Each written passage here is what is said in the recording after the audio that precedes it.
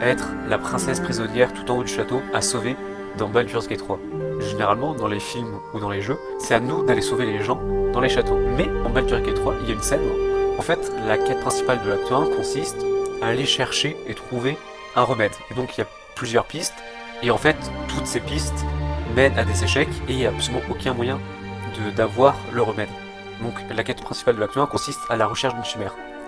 Et l'une de ces fausses pistes, c'est d'aller voir l'un des 3 chefs d'un campement de gobelins, qui est une espèce de prêtresse gobeline. Lorsqu'on lui fait part de notre situation, elle nous dit ouais j'ai un remède, mais pour ça j'ai besoin de concentration, et du coup elle nous demande d'éloigner nos compagnons. Donc on demande à nos compagnons du coup de rester un peu à l'écart, et ensuite on va dans sa chambre, où il y a aussi un immense garde du corps troll, et là elle nous tend une espèce de potion qu'elle nous vend comme un remède, et en fait si on a suffisamment de perception, on peut voir que c'est pas du tout un remède, mais juste une potion de sommeil.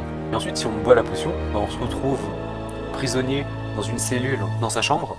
Et ensuite, après, on a le choix entre plusieurs lancers de dés en fonction de notre force ou de notre agilité pour essayer de s'échapper. Et si on échoue, en fait, on est juste bloqué dans la cellule. Et alors qu'il y a un envoyé du diable vient nous sauver, élimine la prêtresse, élimine le garde du corps troll, ensuite vient nous sauver et nous demande de plus faire attention. Alors que si on avait réussi les lancers dés, en fait on aurait pu s'échapper et ça aurait été à nous d'affronter le troll et la prêtresse qui sont pas mal chauds, pas de situation.